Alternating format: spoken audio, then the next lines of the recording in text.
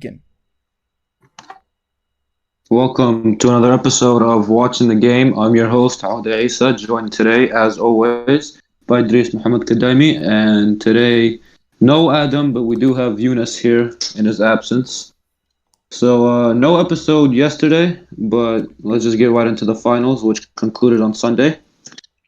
Sadly, today was supposed to be Game 7. I would have been very much looking forward to it, but instead, freaking the Lakers had to just freaking end it in 6.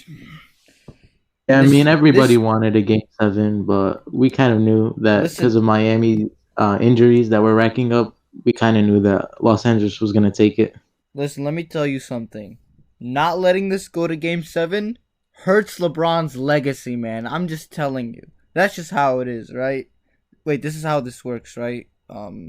Not going to Game 7 hurts his legacy. Is that how it works? Yeah, winning it hurts his legacy too. Oh, yeah. That's The Mickey Mouse ring, it counts as -5 rings. frick. I forgot the Skip Bayless. So now- Chris so now he's Broussard an- argument. He's at -2 rings now. Oh, -2, I see. Yeah. I was actually like in terms of like the finals record, I actually saw something pretty good that was a good way to compare it instead. So this guy was saying instead of thinking it as 4-6 versus 6-0, you should think of it as like we're not here to debate MJ versus LeBron. I'm not here to do that. I'm sick of that. But you should think of it as okay, MJ 6 finals MVPs, 6 rings, 6 conference championships. Compared to LeBron, 4 finals MVPs, 4 rings, 10 conference championships. So it's close, but it's also like, oh, you're not phrasing it as 6-0 versus 4-6 all the time, where you're clearly taking away from LeBron because of his finals losses. You know what I mean? All right, I the see your finals point, appearance yeah. is no small accomplishment. Yeah, like I don't know. I hate you guys know Nick Wright, right? Dude from Fox Sports, Yeah. not Skip Bayless. Yeah. So he's notorious LeBron lover, notorious, very annoying, but like he was on the show yesterday with Chris Broussard, who's one of those stupid LeBron lost guys in the finals, and he was saying, oh, Chris Broussard this- still exists. so he was saying, does this year hurt Jimmy Butler more than it hurts Giannis Antetokounmpo? Because like Giannis didn't make the finals. What does that even mean? No, Yeah, no, that he's does saying not it add up. sarcastically. You know what I mean? Because He's putting two different situations and combining it into one, which is wrong. No. Oh, he said it sarcastically. Yeah, Oh, he's saying it because like the people who are like, oh, look at LeBron, he lost in the finals, but they always are like, it's like they would prefer him to lose before the finals. But now he's saying, okay, No, does that absolutely not. mean this year hurts Jimmy more because he lost in the finals instead of like Giannis? Because Giannis Facts. lost in the second round. You know what I mean? yeah, I agree with that comparison 100%. In terms of the actual series, I mean, I think the Heat put up a fight, like more of a fight than anyone else expected. And I just wanted a good series, and the Heat gave us a couple of good games. So I guess, especially with the injuries that they accumulated in the first game. So I guess that's the most you could ask for. I feel like I just Overall, think what do you guys think was the best game? it's got to be Game 5. It's just Yeah, I agree LeBron with James and Jimmy Butler going at it, back and forth. 5, then 3, then 4. People are going to only remember the blowouts from games 1 and 6, but like the series was more like games 2 through 5, they were all close, and that was what the series was more like, you know? People are only going to remember, oh, look. Yeah, but Game 2, Remember when the Lakers blew Game out the 2, Heat? it felt like the Lakers were up by way more than they actually were. Game 2. But it was like, If for the, most of the second half. they yeah, were I know it only was a up 10. 10-point game, but it did not felt nowhere near a 10-point game. I guess. But I'm just saying, like, in general, people need to realize this series was closer than it may look from just looking at it from out there. The box score. It's also annoying me that people are using the ratings and comparing it to the NFL. Like, bro, it was a blowout. No duh, the ratings aren't going to be that good. Yeah. Yeah, obviously the ratings are not going to be that good. Plus, honestly, at this point with this season, people wanted it to be done. But they just want to go back to a regular season. They don't like the way it took this long, you know? Like, Yeah, obviously- I agree with those people.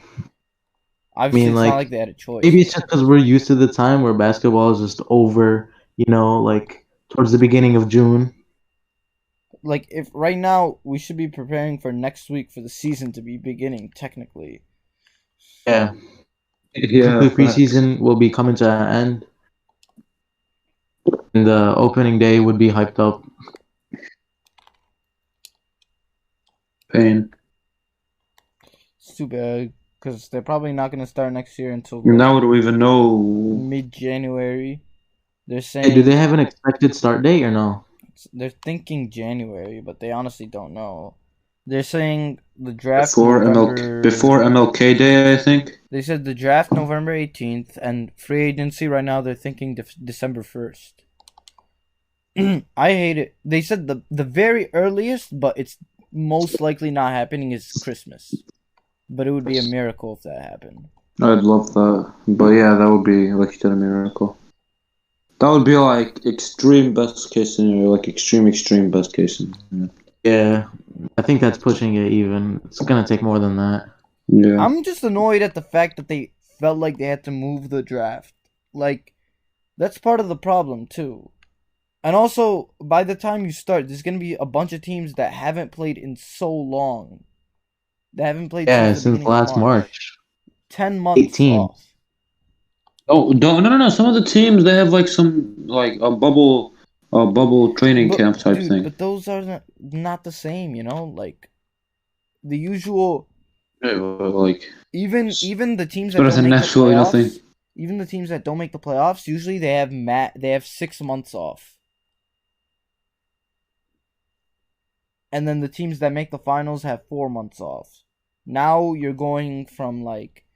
You have 10 months off. It's like, bro... I'm just annoyed at the fact that they were like, oh, we have to move it back. You know, the NHL had their draft like a week after the regular season finished. I'm saying they should have had it the first... They're just trying to draw it out, I think, in my opinion. The first week of November, that's when they should have done the draft. Yeah, they should have done it before. It's annoying. I mean, even if the finals went to Game 7, they should have considered it and then just moved it a week or two after. Like, what are they honestly going to get at this point that they wouldn't know that in the extra 2 weeks? A weak draft class. It's not like it was like last year with Zion and RJ and all these like pretty big names. Like, the casual fan is really not going to care about this draft. So, I don't understand the point of them delaying it. It's not going to get more people watching. I'm pretty sure they added those 2 weeks. Because I'm pretty sure I read that they're starting to allow in-person meetings, which I think is wrong, but I mean, it's the NBA's decision. I mean, I'm sure they're going to test it and all. Yeah. In terms of next season, I trust Adam Silver. I think he'll be able to get a plan to where they can play in the home arenas and at least have a few fans, maybe a couple thousand. They could, honestly. And I gotta say, though, in wrapping up this season, what was probably the biggest surprise and then the most, like, oh, we knew this was gonna happen, I guess, type of thing? The biggest surprise to me was how they've maintained 0 positive tests throughout this whole bubble. Okay. I'm not talking about that. I'm talking about like in terms of the season. I mean, we could talk about that for a little bit, because like, dude, in the beginning of July, everyone was like, "No shot, they pull this off. There is no way they can pull this off." But they got it to work. And they did. I mean, they've said that about the NFL and the NBA too. You can always get it. It's just like, oh, it'll be tougher if you do this or that, you know. But it is what it is. No, I'm talking about in terms of the basketball In itself. terms of the actual NBA, Yes. The basketball aspect of the I NBA. think the biggest surprise has got to be Jimmy and the Heat making it from the 5 seed, and the way they did it too, sweeping the Heat, and then Pacers. should have swept the Bucks, but they let it go to 5, and then beating the Celtics in, was it 6? Let's go part by part. So the beginning of it, the end of the regular season, the biggest surprise was obviously Phoenix Suns going 8-0. You know, I want to talk about that for a second. I hate that there's actually people out there who are like, I know they're joking, but there are actually people out there who are like, oh, the Suns should have gotten in just for the fact that they went 8-0 in the bubble. Yeah. And it's pissing me off because Which, by the way, feels like ages ago. they were terrible all year just because they had a quick, nice winning streak. They were so bad to the point where even going undefeated, they couldn't get in. That should tell you something. The most Suns thing ever will be if they follow up the 8-0 bubble performance by not even like getting close to playoff contention. Watch that happen. I promise you that's gonna happen. I have a strong feeling it will. Like they'll be one of the worst teams, just because they're the Suns. Is Devin Booker still on contract, or will he become a free agent? No, he's still there for a while. He's in for the long haul. At least that's what unfortunately for him. To draft a couple guys and sign a couple guys to stay with him. Everyone thinks the next star to request a trade is Cat or Devin Booker, which is funny to me because apparently they're supposed to be really good friends.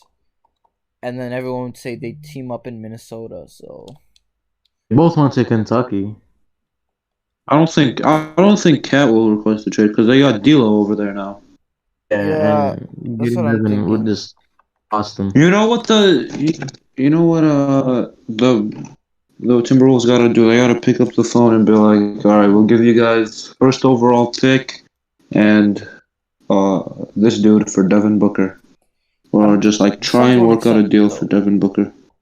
I mean, unless Booker asks for a trade, the Suns aren't gonna do it. Yeah, Phoenix are gonna stay with Devin Booker. They need the young players to play with him, and I don't think Phoenix is in that stage where they need to like start all over again. Mm-hmm. They don't need to rebuild completely. What was I gonna say? So my surprise of the season, I would say the Raptors, because they were still probably expected to be a playoff team, but nobody thought they would have the second best regular season record, and then maybe in the playoffs they ended actually I think most people had them out after the first round, like before the season. Then they ended up making the second round and almost even got to the third round. So, I mean, Nick Nurse is a great coach already. And I have a hot take. Do you think Boston did better this year without Kyrie? Yeah. Well, I mean, they advanced one round farther, and they didn't have to deal with his antics. The antics. So Kemba is 100% better for them than Kyrie would have been, in my opinion. Yeah, like it's not even close. Or maybe it's a little bit close just because Kyrie is arguably more talented. Yeah, but just Kemba, he's a team player. He can work with the young guys and stuff like that. So that's why I think he's infinitely a better fit than Kyrie. Yeah, I'm with you. Alright, how about biggest disappointments of the season? Gotta be the Bucks and the Clippers. There's gotta be. Yeah. Going into the season, everybody got Bucks and Clippers, Bucks and Clippers, and then neither of them make it past the second round. Well, if we're talking about disappointments, I guess we could talk about the 76ers as well. Oh, definitely. Yeah, definitely. Oh, God. They letting have a Jimmy good signing of a go. new coach in Doc Rivers. Absolutely horrendous offseason. Just oof. Arguably one of the worst in recent history in terms of what they did. It was I mean, come on, man. You choose Brett Brown over freaking Jimmy Butler. and then That's terrible. you don't offer Jimmy Butler the max right away. You offer Tobias Harris the max. And then with the save, Yeah, that's and even then very- you have a decent amount of saved money. You could maybe make up for it, but no. Let me tell you who to sign on a team already without a lot of spacing around Embiid and Simmons. Let's sign Al Horford. That'll Al solve all our Horford. problems. his production was a bench player. He's not even worth it. He should sign with another team. Enough foolish 76ers talk. They're idiots. Now they have a whole mess to dig through, bro. It's gonna be hard to get back to them. It's gonna get hard. It's gonna be hard to get back to where they want to be. But I mean, back to the Clippers I'll trust Doc to help them, but I mean, I don't trust the front office. That's the problem. I saw something. It said with the amount of money they invested in Tobias Harris, it wasn't a bad signing to get Doc because when Doc was coaching Tobias in LA, that's when Tobias was at his best. Listen, if So- they hired him just because they're like, oh yeah, Tobias Harris was great with them, then they're stupid. But I'm sure that's not what they thought. No, but you gotta put in reference how much they paid Tobias Harris. That's their max player. Tobias Harris had a pretty good season, not gonna lie. But then the playoffs happened. And that's Yeah. what people remember. They did lose Ben Simmons for the playoffs, but you can't exclude that. Still, I mean, Yeah, they had Shake Milton at guard. You think they trade someone? I think they trade they're Ben definitely Simmons. will try to trade like half the guys, but like Horford, Yeah. I don't think they'll give up on They're the gonna try a Simmons and Embiid freaking- pairing. I don't think they should either. I think those two can still be pretty solid. They'd have to do a whole 2K My League rebuild. Yeah, that's what I really enjoy. But let's see. Final wrap up Clippers and Maverick.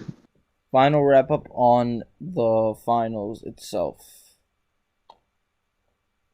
Great to see LeBron win another one. Hope he can get another couple. Yeah, we definitely saw the AD and LeBron combo, the and LeBron duo, and I think they got something cooking up in LA for another couple years. I hope so. I just want to say LeBron definitely deserved Finals MVP, but I want to go back to 2015. Maybe not unanimously. I want to go back to 2015 when, for some reason, when LeBron went off those finals, right? After Kyrie got hurt, after Kevin Love got hurt. And they ended up losing in 6 to the Warriors. But, like, everyone was like, oh, LeBron had an amazing performance. And people were like, that's probably the, I'm not sure if this is true, but that's probably the closest a losing player got to, like, getting the Finals MVP, right? No, because there was actually a losing player to get it one time. Way back in history. Oh, okay, then closest in the But modern times, I guess. I will live and die. I will live and die saying that he deserved the Finals MVP that year. I want to say, like, listen, I know that it was a weird finals and all, but I don't understand how they voted that year. Because somehow, what's his face gets it? Andre Iguodala gets 7 votes. Iguodala wins it for his Iguodala defense won that against year. LeBron James, who averaged a 30-point triple-double during the series. That's what I'm trying to Yeah, figure good out. defense, you bum. It's like, what? At that point, I'm just like, what? How does that make any sense whatsoever? And then I was like, Yeah. if you don't want to give it Yes. to the losing player, fine, I get it. If you don't Good. want to, To the fine, best player I on get the it. winning team. Why didn't you give it to Steph?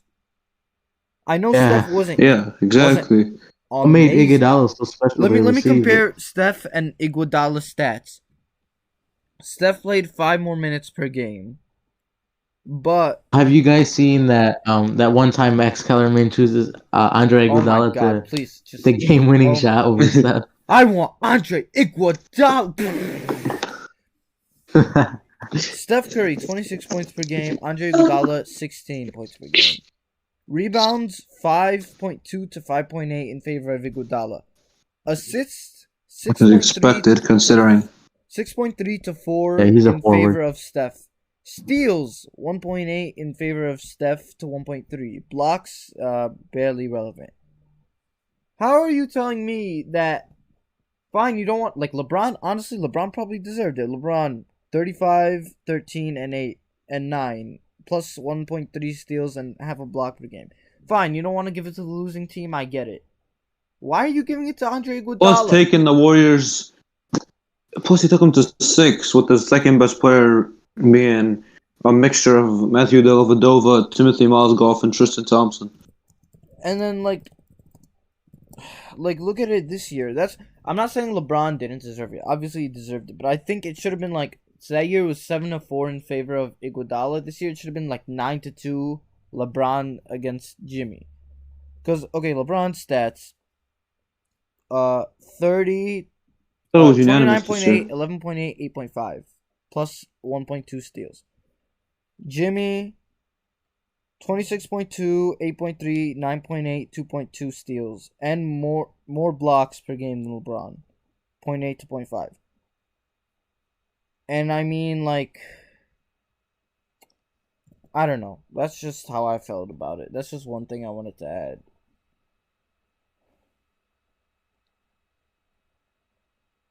Any last thoughts on the this year's finals? That last game was atrocious. LeBron, the GOAT. Of this era only. Moving on. Nope. Moving on. Oh yeah. So this is gonna be one episode and then our second episode of the day. So we'll be back. Wait. Yep. Test. Wait.